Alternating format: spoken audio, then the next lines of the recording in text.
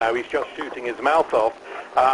You know, if indeed he is behind it, and it certainly needs his sort of money, and it also needed people who are prepared to die, because obviously a number of the people involved in this died while these attacks are being carried out. Keith, then you will point the finger at him. I'm so sorry, Keith, if I can interrupt you for 1 second. We are looking at these pictures from America. We're receiving them live here in the United Kingdom. We're not sure. A mysterious plane was seen flying right over the president's residence. Even some CNN staffers saw it. To this day, it has never been officially explained. Tonight, Chief National Correspondent John King has new details about this great 9/11 mystery. Today, 6 years after 9/11, the mystery endures about just what happened in the skies over the White House that terrible day. A plane flew right over it. But why? And what was it? For conspiracy theorists, the image is a gold mine.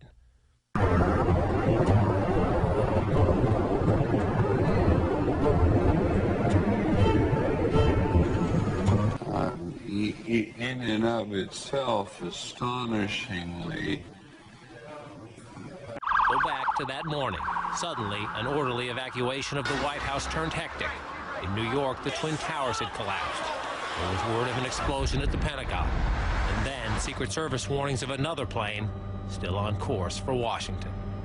It appeared overhead just before 10 a.m., a 4-engine jet banking slowly in the nation's most off-limits airspace. On the White House grounds and the rooftop, a nervous scramble.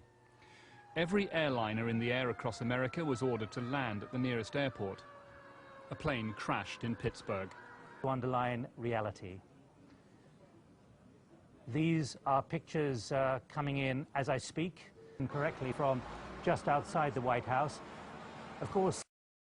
About 10 minutes ago, there was a white jet circling overhead. Now, you generally don't see planes in the area over the White House. That is restricted airspace. No reason to believe that this jet was there for any nefarious purposes, but the Secret Service was very concerned, pointing up at the jet in the sky. And still today, no one will offer an official explanation of what we saw. Two government sources familiar with the incident tell CNN it was a military aircraft, and say the details are classified. This comparison of the CNN video and an official Air Force photo suggests the mystery plane is among the military's most sensitive aircraft, an Air Force E-4B. Note the flag on the tail, the stripe around the fuselage, and the telltale bubble just behind the 747 cockpit area.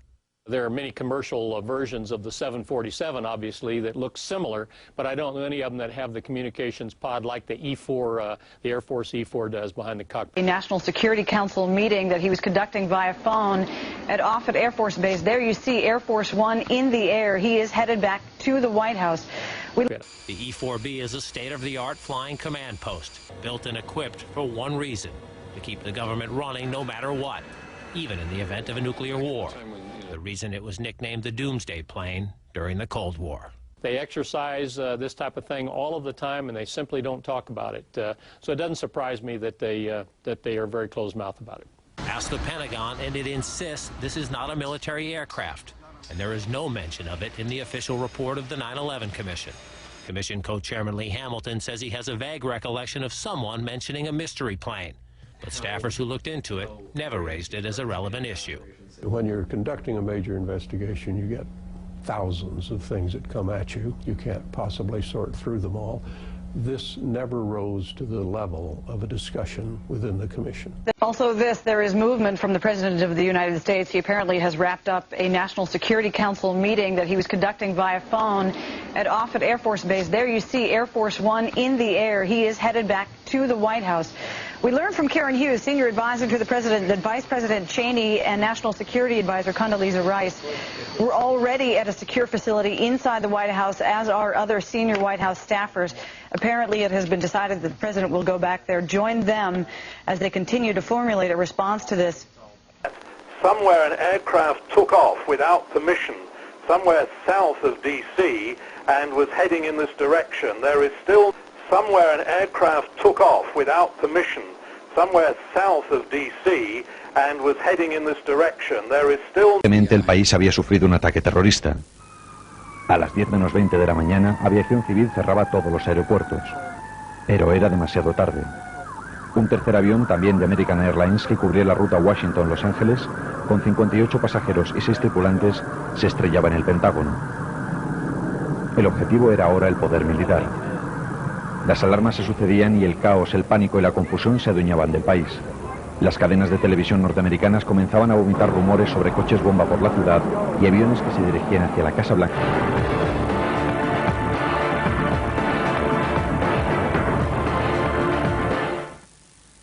Barbara Olson viajaba en el 757 de United Airlines que se estrelló contra el Pentágono. Desde dentro del aparato consiguió hacer con su teléfono móvil 2 llamadas a su marido, el abogado Ted Olson, representante del propio Bush ante la Corte Suprema ante la batalla jurídica contra Al Gore por las elecciones de noviembre del 2000. The lack of any official explanation feeds an ominous conspiracy. This is from an online discussion about the plane on the website 911blogger.com. I have always thought these planes were exactly that. Mission control for the 9/11 attack on our country. 9/11 Commission co-chairman Hamilton calls such talk ludicrous. We, of course, heard the conspiracy theories about the president ordered the attack and the Defense Department was involved. We saw absolutely no evidence of that. But 6 years later, the Pentagon, the Secret Service, and the FAA all say they, at least for public consumption, have no explanation of the giant plane over the president's house, just as the smoke began to rise across the river at the Pentagon. W powietrzu znajdowało się ponad 4000 samolotów i każdy z nich mógł być narzędziem ataku.